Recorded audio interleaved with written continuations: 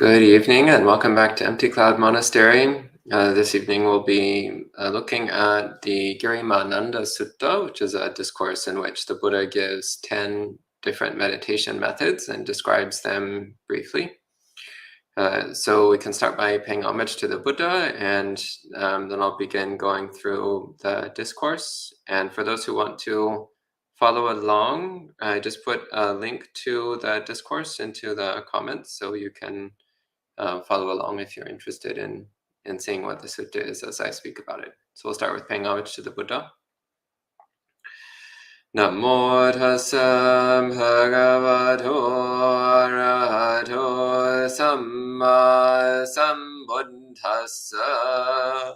Namo tassa bhagavato arahato samma sambuddhassa.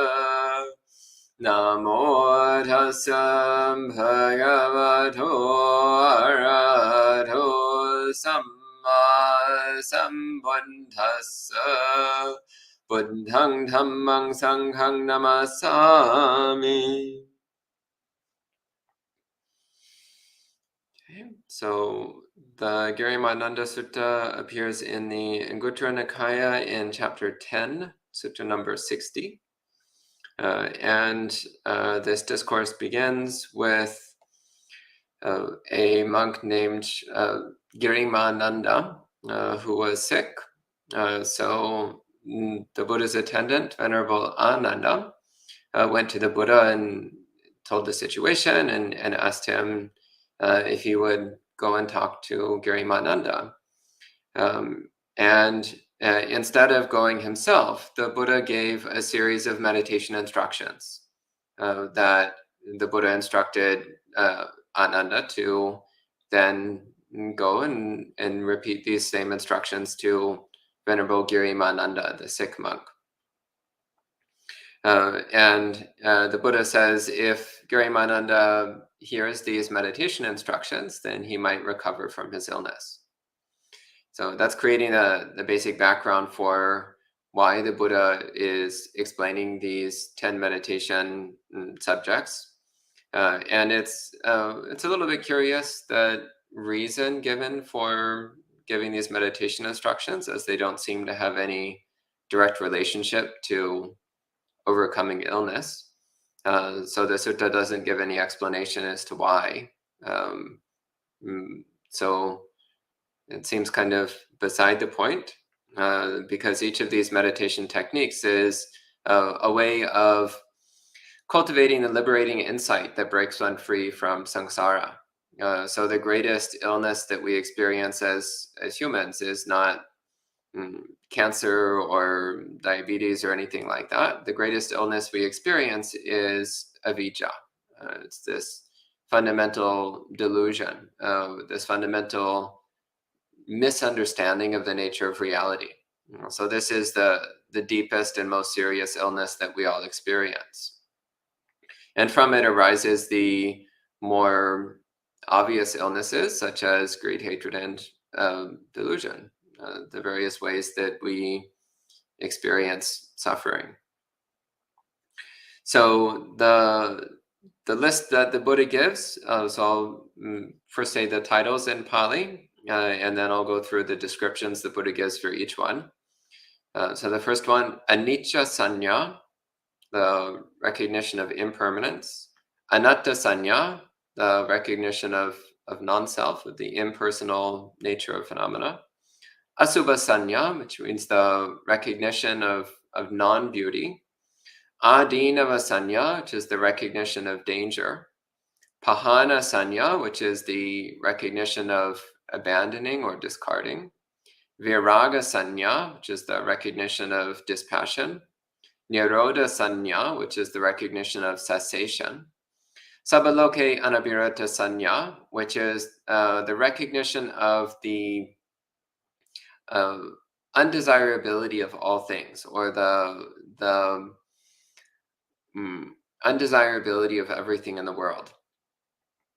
And the next one, Sabasankare Suanicha Sanya. Similarly, this is recognizing the undesirability of all formations, of all sankharas. And finally, anapanasati, which is mindfulness of breathing. So you'll notice that 9 of these 10 meditation instructions are all some form of sanya. So it's important to start by talking a bit about the word sanya. So the word sanya in the suttas has the meaning of recognition or identification or perception or memory. So it has to do with the way that we identify and relate to our experiences. So how do we label our experiences? What concept do we put onto our experiences? And prior to entering into mind training, normally the process of sanya is more or less automatic. It's and quite haphazard.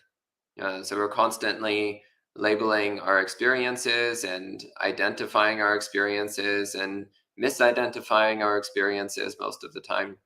And doing all of that based on our subconscious tendencies, on our subconscious habits, our conditioning.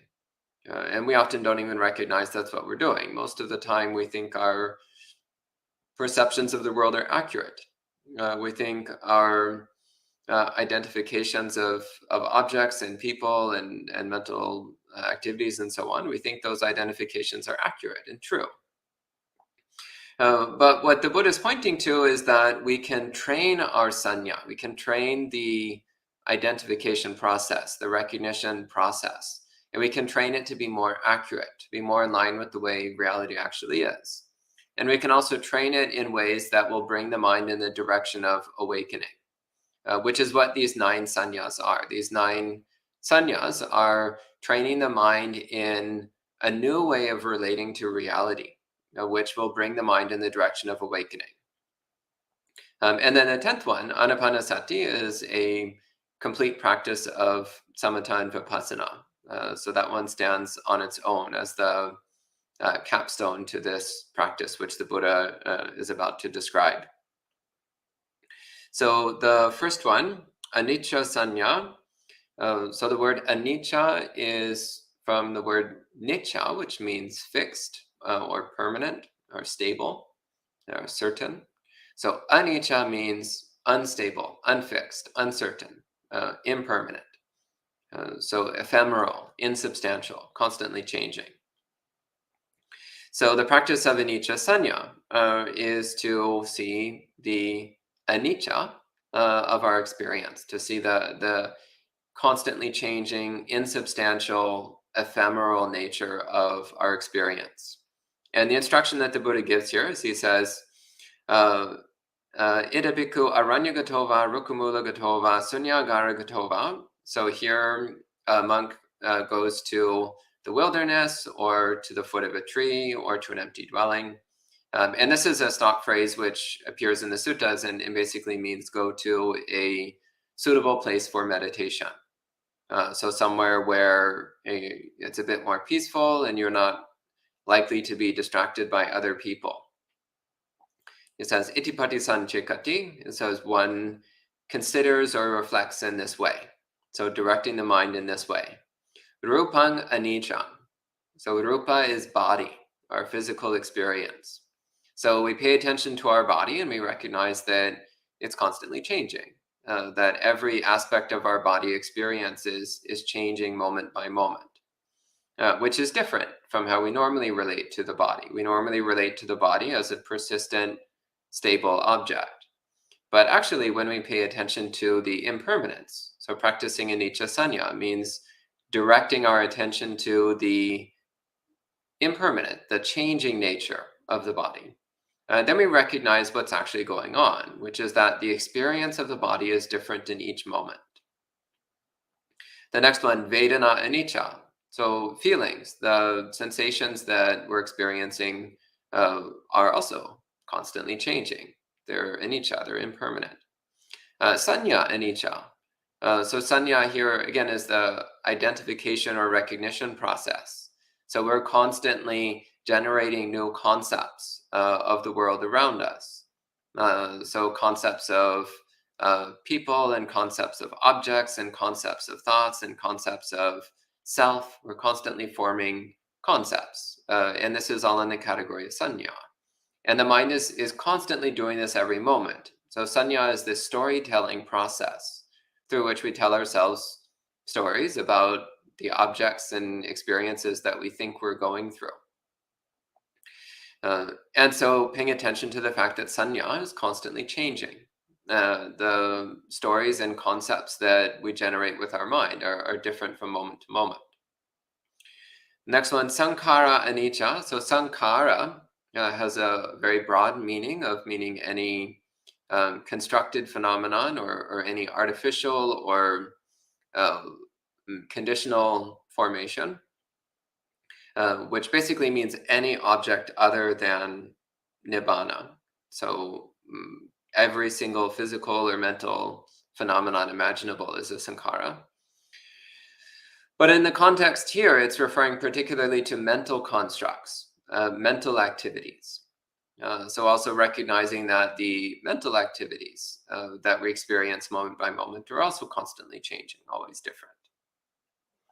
And finally, vinyanang anichang. This is the fifth instruction here under Anichia Sanya. So vinyanang anichang, consciousness is also impermanent.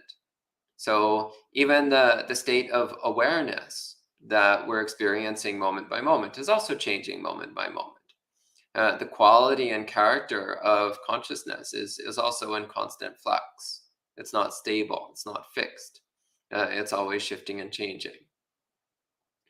So the Buddha then summarizes, iti amesu panchasu upadana kandesu anichanu pasivaharati. So he says, thus one practices the paying attention to impermanence. So anicca anupasi. Anupasi means to observe.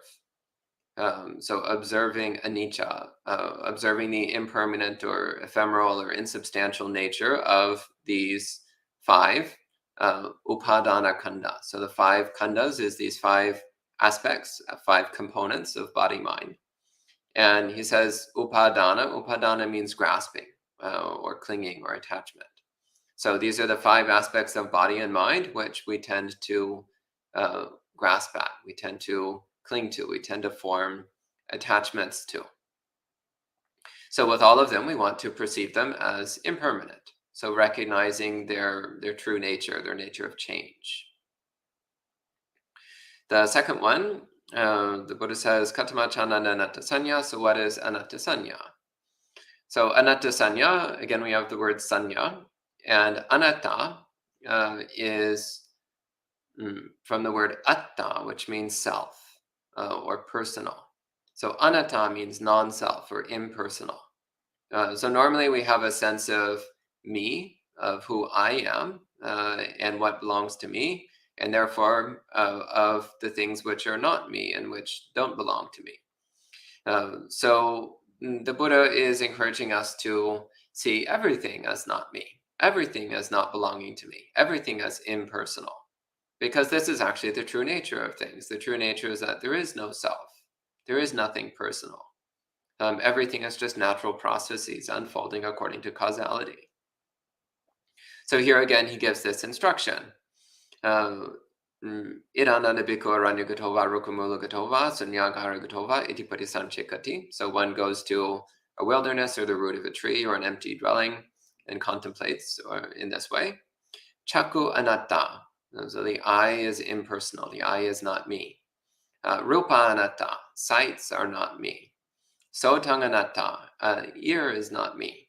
Saddha anatta. Sounds are not me, not personal. Ganang anatta. The nose is not personal. Gandha anatta. Fragrances are not personal. Jivha anatta. The tongue is impersonal. Rasa anatta. Flavors are impersonal. Kaya anatta. The body is impersonal. Pottabha anatta. Touch sensations are impersonal. Mano anatta. The mind is impersonal. Dhamma anatta. And mental phenomena are also impersonal. So this is going through the 6 internal and external sense domains and recognizing everything, both internal and external, as being impersonal. Not me, not mine, not who I am. not personal, just a function of nature. And again, the Buddha says, Iti mesu chasu ajjatika bahiresu ayatanesu anattanu pasivaharati. So thus one practices perceiving all of these 6 sense domains, internally and externally, as impersonal. Not me, not mine, not myself. And next, the Buddha says, Katamachananda Asuba Sanya. So what is Asuba Sanya? So Asuba is from the word Suba, which means beauty. So Asuba means non-beauty, not beautiful. And it's important to recognize that Asuba does not necessarily mean ugly or disgusting or repulsive or anything like that. Asuba simply means not beautiful, non-beauty. So this is very important because often when people hear about the practice of Asuba Sanya, Asuba meditation, they think that it means to develop a sense of disgust and repulsion and hatred, in particular towards bodies. But that's actually not the point at all. So the point of Asuba Sanya is to, instead of seeing everything as beautiful, instead to see things as not beautiful. So developing a neutral relationship. So not perceiving things as either beautiful or ugly, just not relating to things in terms of beauty, but rather relating to things as they are. So without this value judgment of beautiful or ugly, instead we just see things as they are. And in particular, the Buddha is bringing this to our relationship with our bodies. So our bodies and also the bodies of other people.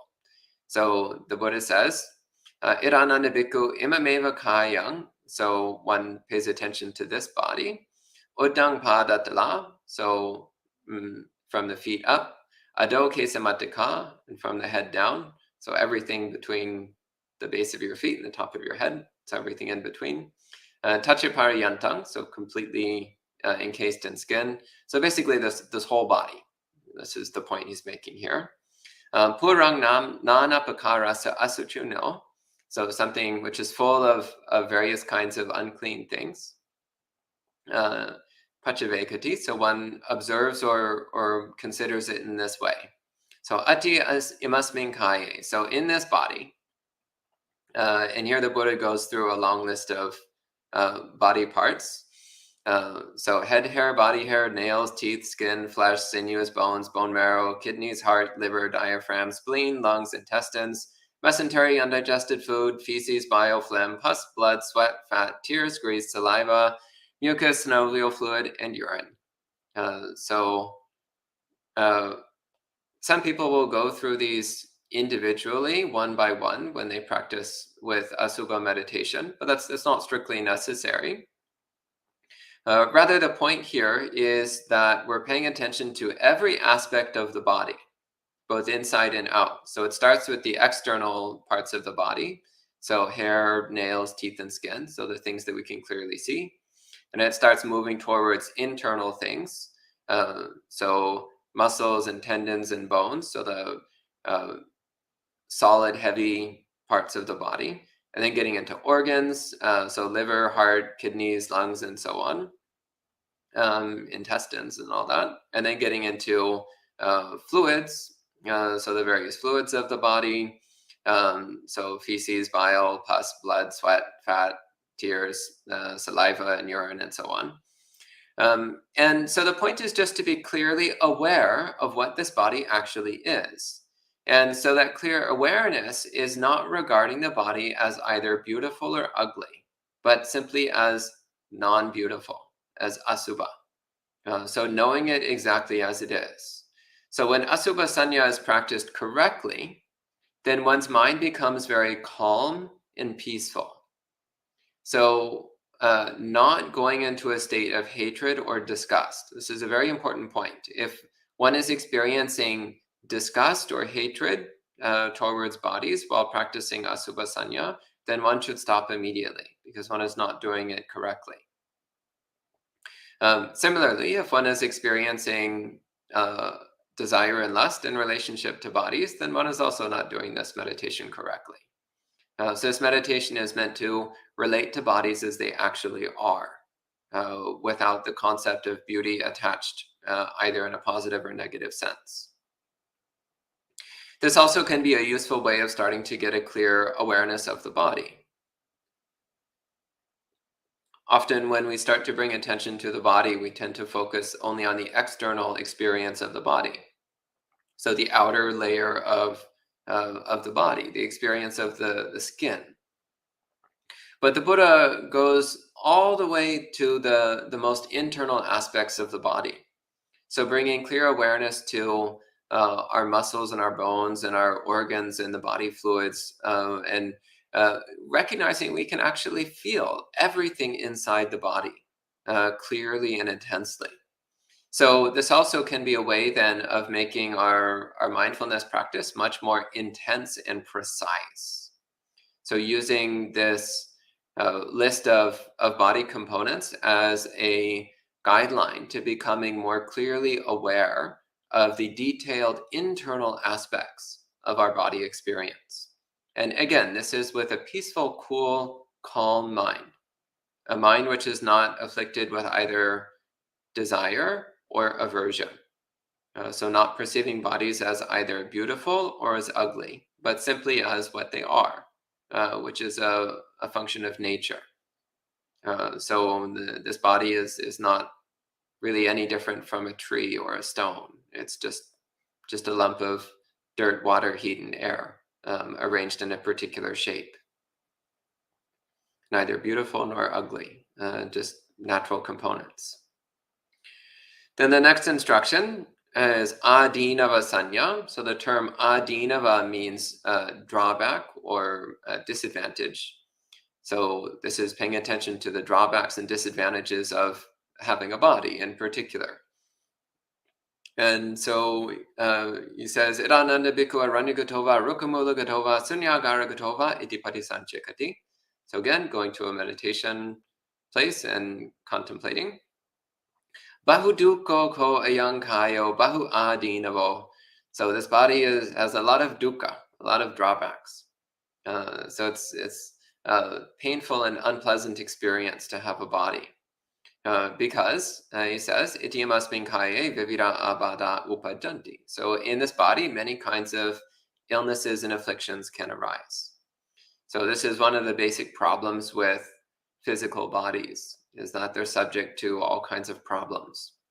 Even just the process of getting older, the body naturally starts to become less healthy and less functional.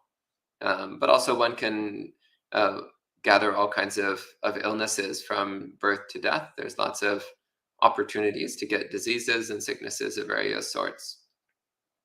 So here again, the Buddha gives a long list of possible diseases, and I actually find this list of diseases quite fun to recite. So this sutta is commonly recited in Buddhist monasteries. So the Buddha says, this body is beset with many kinds of afflictions, such as the following: diseases of the eye, ear, nose, tongue, body, head, mouth, teeth, and lips.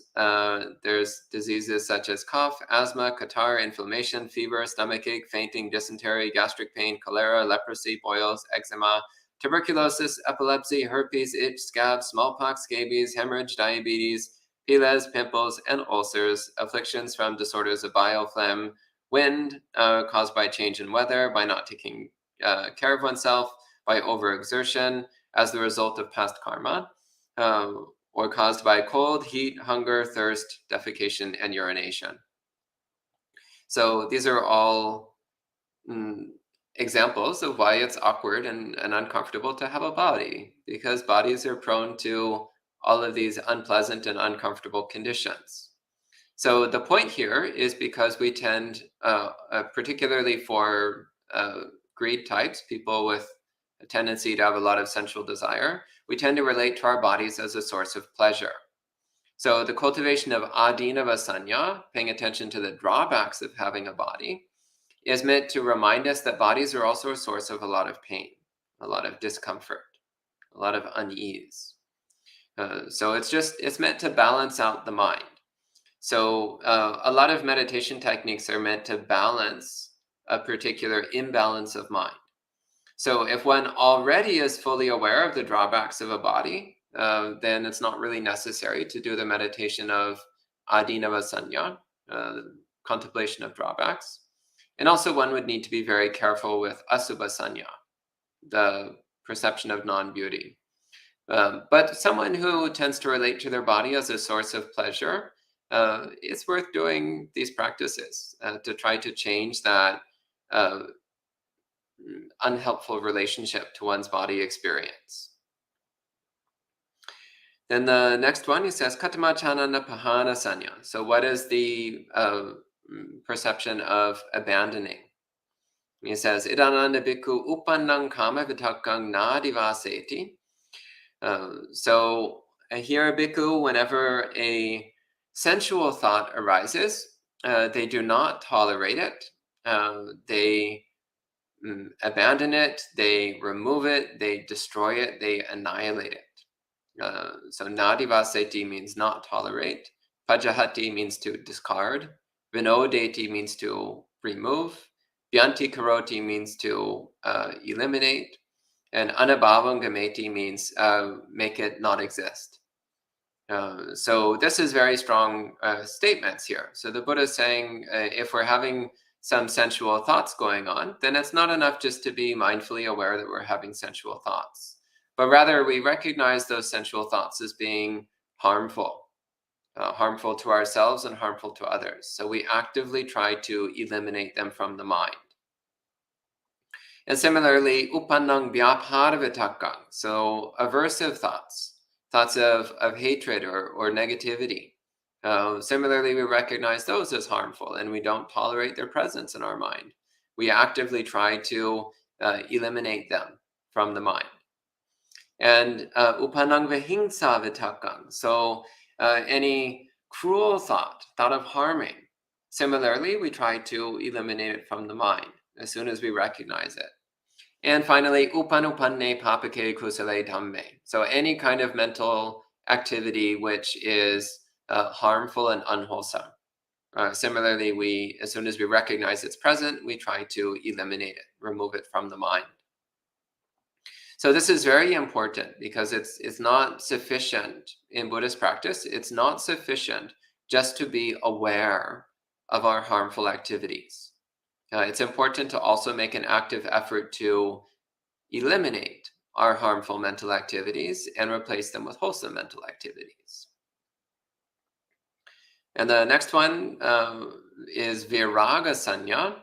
So in the suttas, the term viraga normally means dispassion. So it's from raga, which means passion or lust, and the prefix vi, which normally means separation, to be apart from, or to be without. So viraga means to be without lust, without passion. So, and so here again, he says, Idananda bhikkhu aranyagatova rukamulagatova sunyagaragatova iti padisanchikati.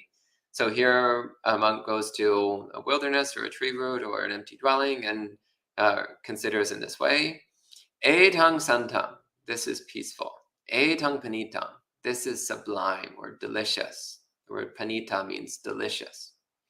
Yaridang, that is, sabbasankara samato. So the tranquilizing of all activities. So the stilling of all activities. Sabbu patipati nisago, the relinquishing of all acquisition. So upadi means to hold close. So whatever we hold close, our possessions. So sabbu patipati nisago means relinquishment of all possessions. And this is both literal and also metaphorical. Which is why monastic life, with its emphasis on renunciation, on letting go of the physical, has always been a central component of Buddhism. Because through letting go of the physical, we also train the mind in letting go of the non-physical, and ultimately in letting go of all possession, of all acquisition. So sabbu paripanina sago, the relinquishment of all acquisition, all possession. Tanha kayo, the elimination of tanha, of craving. Virago, so again, dispassion, freedom from lust. And nibbana, so nibbana is enlightenment, the ultimate reality, the true nature of reality, which is what we're trying to reach in Buddhist practice. We're trying to reach this direct perception of the true nature of reality, this experience of complete freedom from greed, hatred, and delusion. So this perfect wisdom which knows things as they are. And so here, the emphasis the Buddha is placing is on viraga, on dispassion.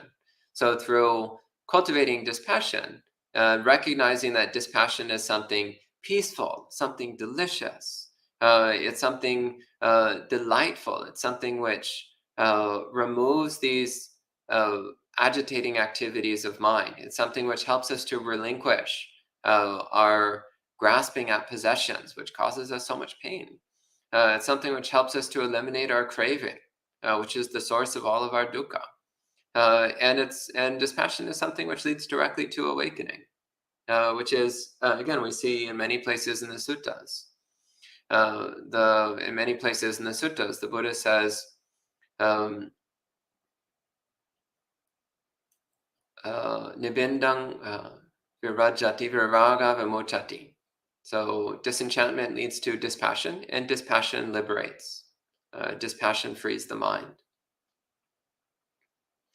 And the next one is Neroda Sanya. So Neroda means cessation or ending. So this is paying attention to cessation.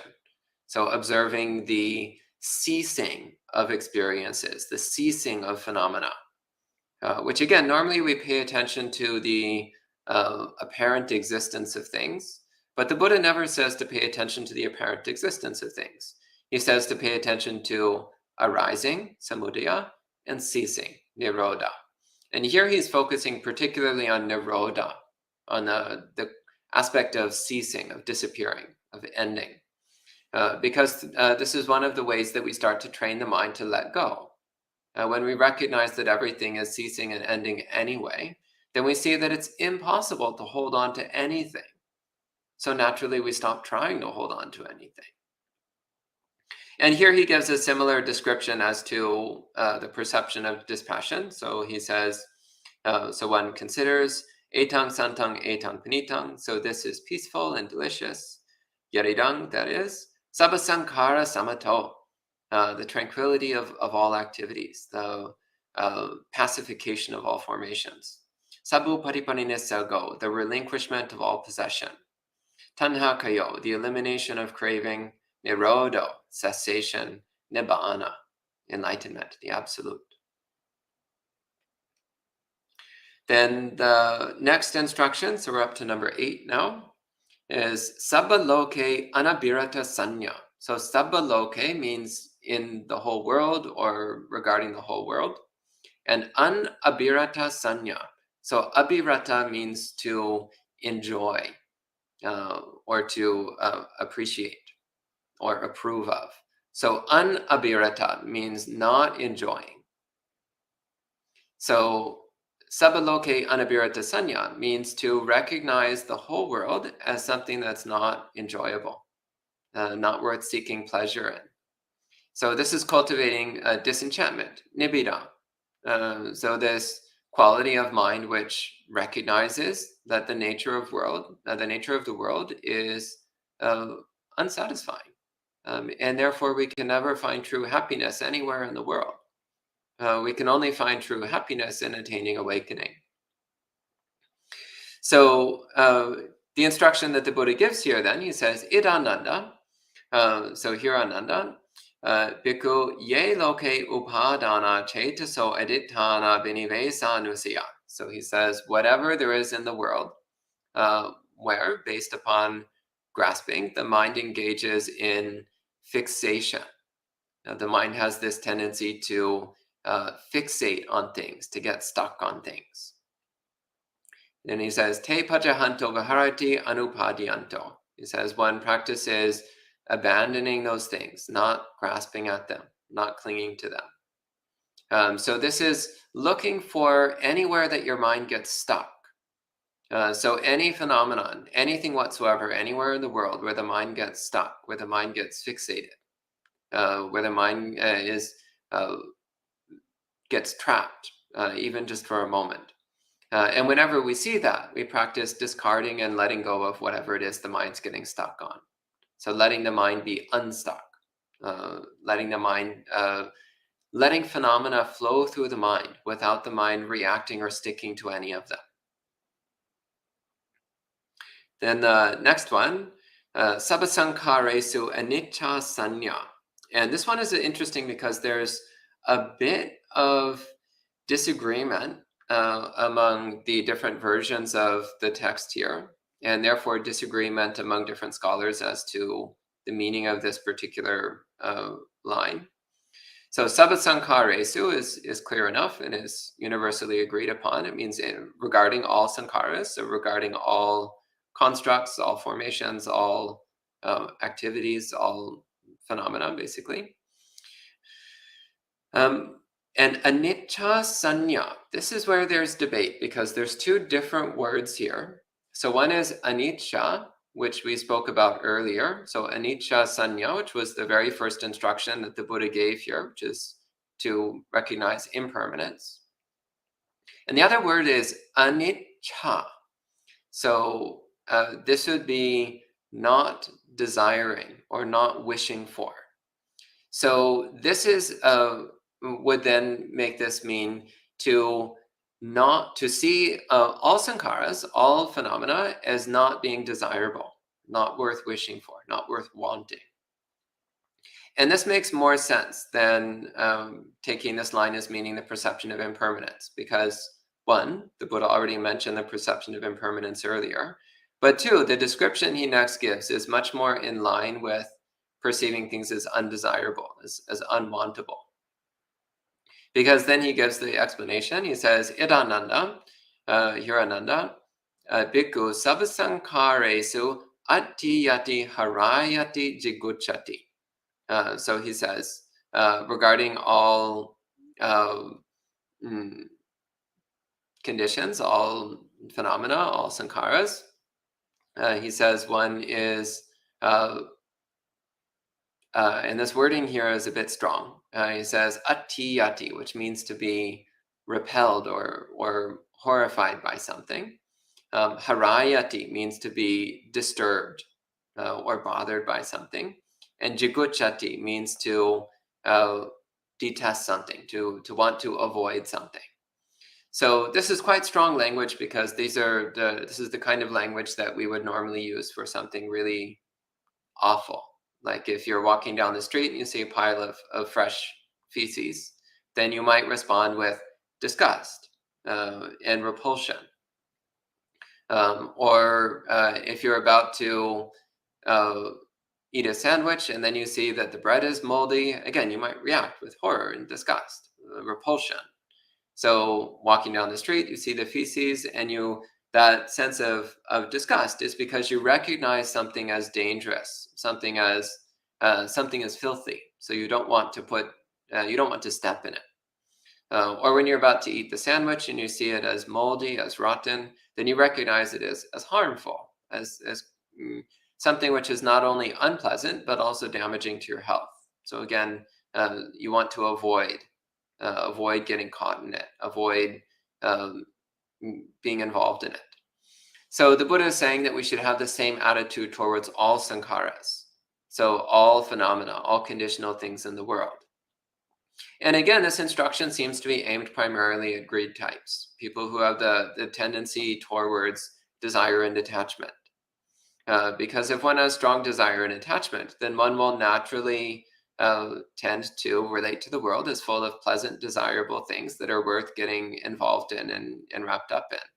So then it's necessary to train the mind to see the world as instead composed of objects which are undesirable, which are unfulfilling, unpleasant. So given the prevalence of instructions along these lines in the Girimānanda Sutta, one might come to the conclusion that Girimānanda was in fact a greed type, because the instructions given seem to heavily emphasize cultivating the negative perceptions which directly counter the greed tendency of mind. But again, noticing that these three verbs the Buddha uses, ati, ati, harayati, jigucchati, so to be repelled and disturbed and repulsed by something, these are all related to perceiving something as undesirable, as something that you don't want, which again supports the perception, the idea here that it's the proper translation is Anichia Sanya, as the perception of undesirability, of not wanting, of not being desirable. And then finally, the 10th practice that the Buddha gives, this is the only one which is not a sanya, so not a practice of perception. The Buddha gives the 16-step mindfulness of breathing, which I'm not going to go through in detail now, because that would actually take as much time, at least as much time as all the other instructions in this sutta. But I've given a detailed explanation of the 16-step mindfulness of breathing on previous occasions, so you're welcome to look up the talks I've given on this topic before and see what I've said there.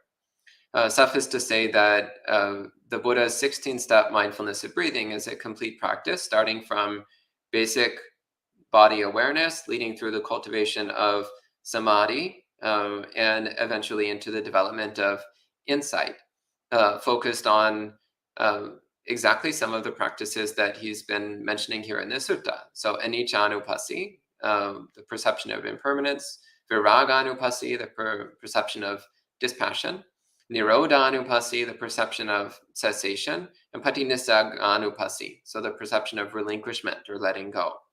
So it's culminating in exactly the same insight practices that are mentioned earlier in the sutta, but with the beginning of cultivating mindfulness and concentration, sati and samadhi, as a basis for developing those insight practices that we find towards the end of the mindfulness of breathing instructions. And then the sutta concludes with the Buddha again telling Ananda, if you go and teach these 10 meditation practices to Girimānanda, then he might emerge from his illness. And the story goes that then Ananda goes to Girimānanda, teaches him these 10 meditations, and Girimānanda emerges from his illness.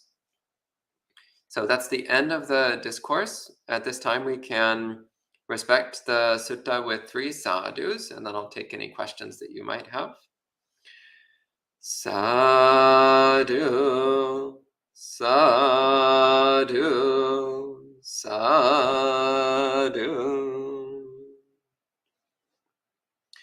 So first off, hello to all the people joining in online. So hello to R. Woods, Yankee, John, Margaret, Wasabi, Linda, P. Lee, Jayanta, Mary, Gayatri, Vivian, Karuna, Edward, Bhumika, Charles Lee, Brian, Rick, Sumashwat, Richard, Victor, Elenisa, Alberto, and Luisa. Welcome to all of you. Good to see all of you joining in. And I don't see any questions yet. So again, if you have any questions or comments related to this discourse, this is your opportunity. In the meantime, I'll just make one brief comment, which is that the character of Venerable Girimānanda appears in one other place in the suttas. So he appears only twice in the Sutta Pitaka. So one is this discourse, which is what he's most well known for. And the other is for a brief verse in the Theragatha. So the Theragatha is a collection of short poems by enlightened monks from the time of the Buddha. So the Theragatha and Therigatha, the verses of the male and female arhants from the time of the Buddha. And in this one, there's a very short poem with, again, this character Girimānanda, basically talking about how he's fully enlightened and he's sitting peacefully in his cabin while it rains. So I posted the link to the Theragatha poem if one is interested in having a look. It doesn't have any particular Dhamma content. It's more just an enlightened monk rejoicing in his own awakening. And we have a question from Hasanta. Hasanta says, is it disgust or disinterest? Isn't disgust a form of dosa? So generally speaking, I would say disinterest rather than disgust. Because as you mentioned, disgust would, as we use it in English, the word disgust normally has a sense of dosa, of aversion, of hostility or negativity.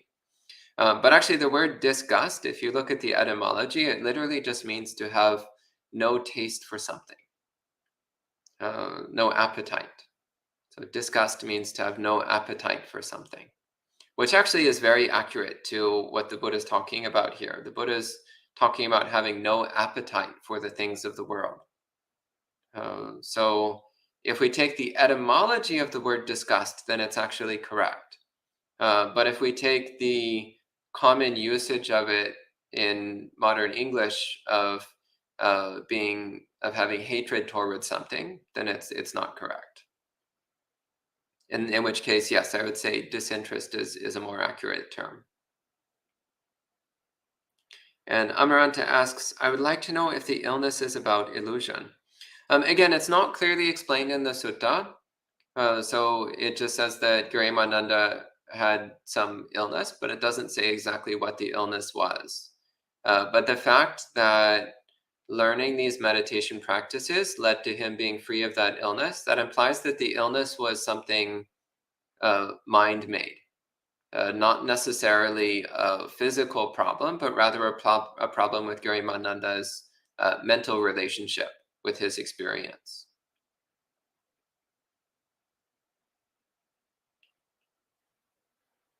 Amaranta clarifies greed, hatred, and delusion. Yeah, I think that's what it's talking about. That Girimānanda was afflicted with the illness of greed, hatred, and delusion, and that then practicing these meditation methods brought him out of that afflicted state of unenlightenment. Because the Buddha says that to be non-enlightened, non-awakened, like most of us, is a state of illness. So to become free of illness, to become free of the unawakened state, is exactly what seems to have happened with Girimānanda, which also we see confirmed in the Theragatha with him, his verses in which he states that he is fully enlightened. He is free of greed, hatred, and delusion. And I don't see any other questions, so I think we can go ahead and conclude at this time with 3 more sadhus. Sadhu, sadhu, sadhu. And we'll see you all next time.